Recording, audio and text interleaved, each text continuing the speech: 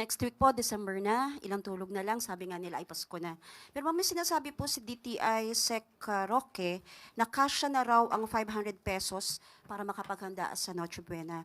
At ang sabi po niya, and I quote, kung tutuusin, 500, makakabili na kayo ng ham. Makakagawa ka ng macaroni salad. Makakagawa ka rin ng spaghetti.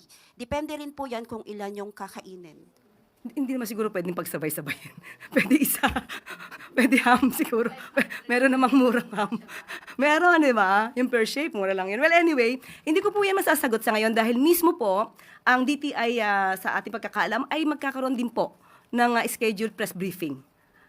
Ngayon, kung hindi ako nagkakamali, 1 o'clock. So, doon mas maganda po na mas maliwanag po niya kung ano po at paano niya makukompute yung pagbibili ng ham sa halagang 500 pesos. Baka dalawa nga po mabili sa ganun. Pero ma'am, sa tingin nyo, kasya po ba ang 500? Personal ko, kung magkukompute ako, kung bibili ako ng 1 kilo na ham na mumurahin, hindi yung may brand, pwede. Ham lang. Wala po si spaghetti. Depende kasi. Depende yan eh. Kung anong bibilin mo. Ano ba ang balak mo? Kasi di ba may nabibili naman na nakapack na yung pang chop suey. Mura lang yun. Tapos bumili ka ng bihon, toyo. Pero ma'am, tama po ba na dapat pagkasyahin yung 500, lalo na po ngayon na nakaranas po ang bansa ng kalamidad? Ulit-ulit, kung dapat pagkasyahin. Pagkasyahin yung 500 na pang Noche Buena, lalo na nakaranas sa mga... At ito ba yung kwentuhan na lang tayo? Depende, kasi kung yun lang naman ang kaya ko. Okay, ma'am. At kaya ko namang tumingin sa mga may discount. May mga grocery stores na may discount. Pag malapit na yung, let's say, 3 months na dapat mabenta na ito lahat, depende po yan si diskarte. But still, sabi ko, hindi po ako sasagot in behalf of DTI dahil magkakaroon po sila ng kanilang press briefing. Thank you po, ma'am. Thank you. Jom Garner, DZMM. Hi, Yusek. Good afternoon po. Napatawa ako ng question niya eh. Nag-isip tuloy ako, nag-compute ako tuloy. President Marcos on Wednesday accused the camp of ex-Ako Bicol Party List Representative Zaldico, specifically his lawyer, of attempting to blackmail the administration by asking that his client's passport not be cancelled in exchange for not releasing certain videos. This was denied by COS lawyer Attorney Rui Rondain on the very same day. May we get more information about this? Sino po ang nag-approach sa Pangulo kung siya man, na lawyer daw ni Ko? Sino po ang in-approach at paano po at kailan po ito nangyari? Salamat. Ulitin po natin ang sinabi ng Pangulo. Nilapitan po kami ng abogado ni Zaldico at nagtatangkang mag-blackmail na kung hindi po namin kakanselahin daw ang passport niya, hindi na raw siya maglalabas ng video. I do not negotiate with criminals. Yan lang po ang ilan sa mga nasabi ng Pangulo noong nakaraang Miyerkules, Wednesday.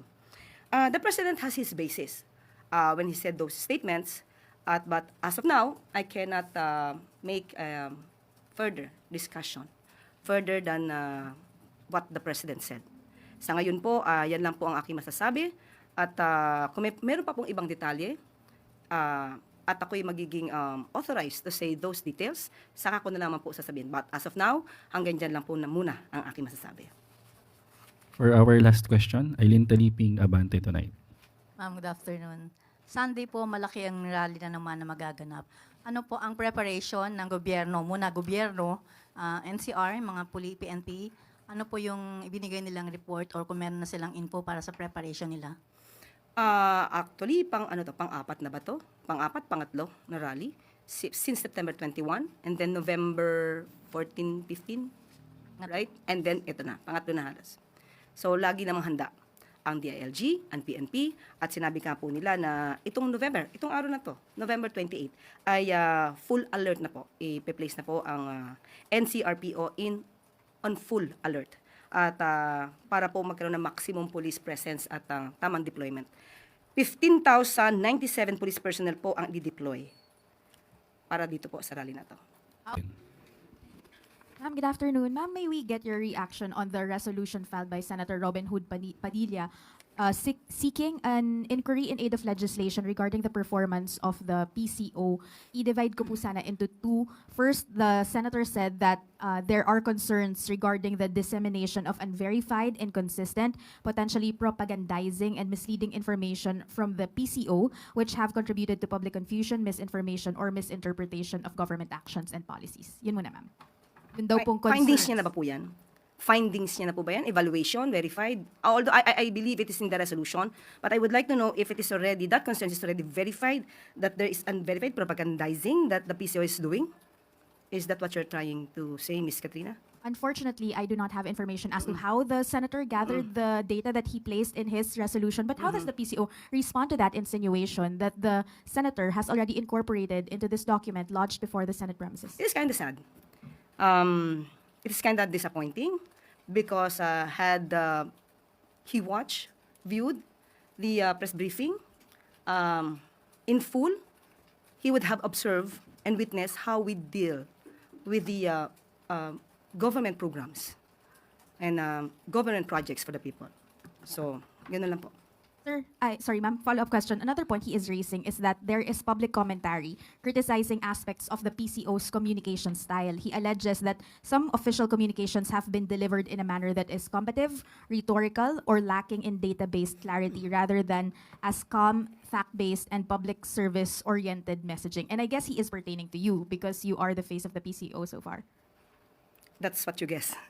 Well, anyway, I would like to quote the statement of Secretary Dave Gomez. That resolution, we welcome the filing of the resolution, according to Sec Dave Gomez. Full cooperation ang PCO upang maliwanagan at matulungan ang Senado sa kanilang trabaho. Last remind, what do you make out of Senator Padilla's recent rhetoric with regards to the PCO? First, we all know na he presented an audio clip alleging na ikaw po ay nakipag-usap sa isang troll, and then now we have a resolution seeking inquiry in aid of legislation against the PCO. Well, I guess as a senator, he should also provide proof, pieces of evidence to what he is, I don't want to say accusing, telling us some kind of negative on the part of the PCO. Maraming salamat. Ivy Reyes, Bilyonaryo. Good afternoon, Yusek. Former DOLE Secretary Silvestre Bello said he was removed as MECO chief because he declined an offer to run as congressman. He declined to offer to run against Congressman Ungab of Davao's 3rd District in exchange for 1 billion pesos and an assurance that he will have a cabinet post in case he loses the election. Have we heard from the president about this? I talked to the president personally on this matter, and he said it's a lie. And ma'am, may we know what's the reason behind Bello's removal from MECO? You can ask him. But on the part of the president, it's a lie. There's no truth about that. And speaking of cabinet positions, ma'am, may updates po ba sa cabinet revamp or reorganization natin? Sa ngayon, wala pang ibinibigay na update. At kung meron pa, katulad sinabi mo po natin noong Wednesday, kapag mayroong update, ibibigay ko po sa inyo lahat. At mababalita naman po natin pag nagkaroon ng cabinet revamp ulit. Maraming salamat. Maricel Halili, TV5.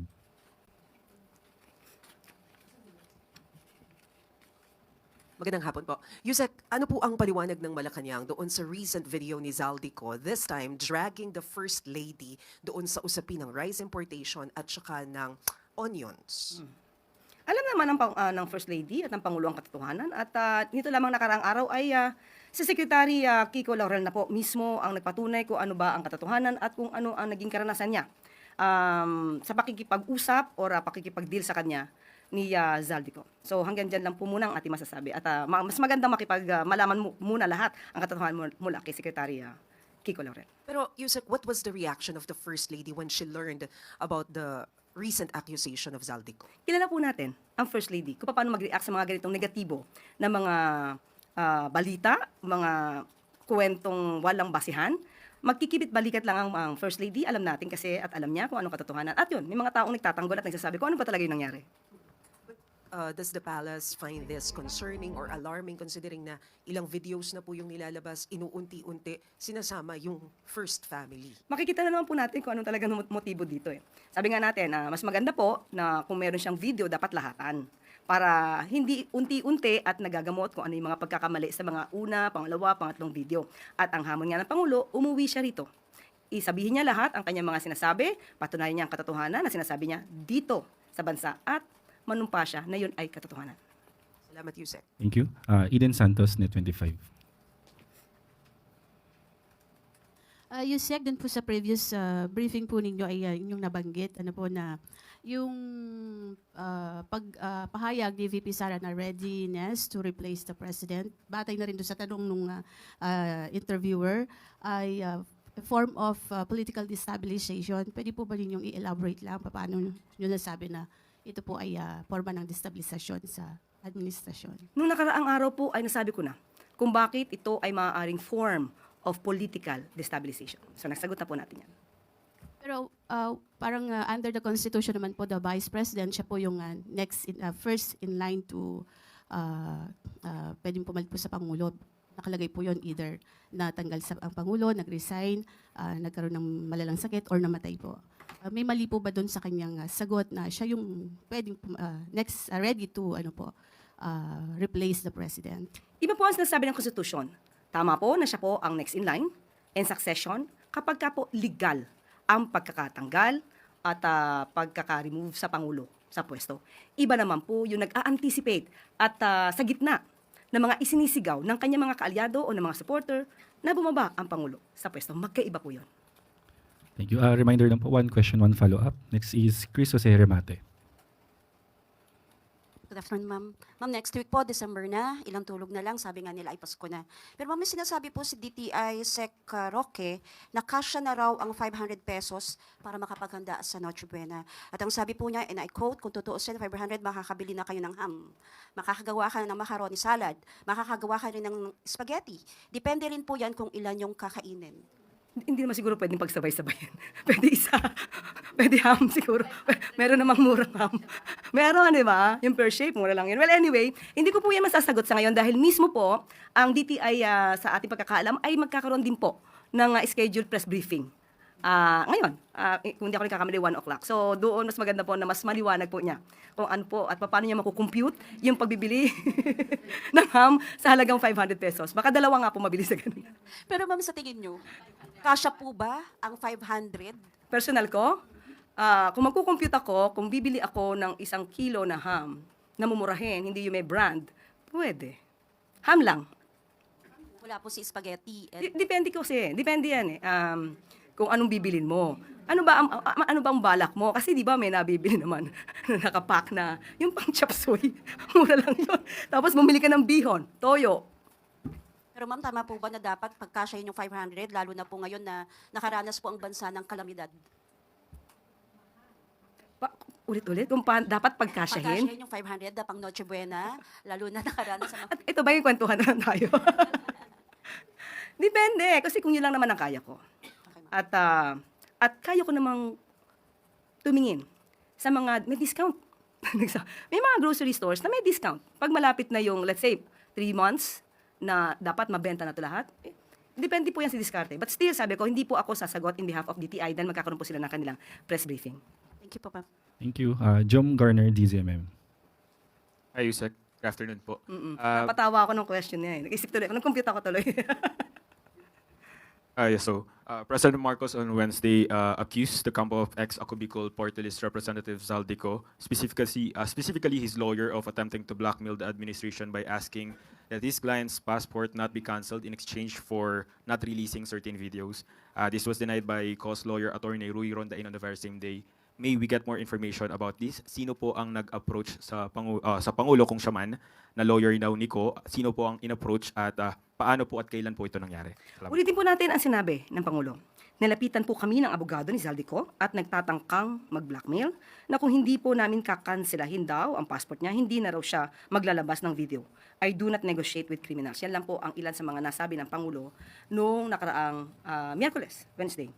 The President has his basis when he said those statements, but as of now, I cannot make further discussion further than what the President said. Sa ngayon po, yan lang po ang aking masasabi. At kung meron pa pong ibang detalye, at ako'y magiging authorized to say those details, saka ko na naman po sasabihin. But as of now, hanggang dyan lang po na muna ang aking masasabi. For our last question, Eileen Taliping, Abante Tonight. Good afternoon. Sunday po, malaki ang rally na naman na magaganap. Ano po ang preparation ng gobyerno, muna gobyerno, NCR, mga PNP, ano po yung ibinigay nilang report or kung meron na silang info para sa preparation nila?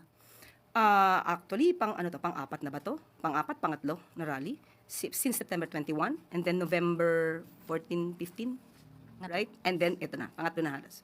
So lagi namang handa ang DILG, ang PNP, at sinabi ka po nila na itong araw na to, November 28, ay full alert na po. I-place na po ang NCRPO on full alert.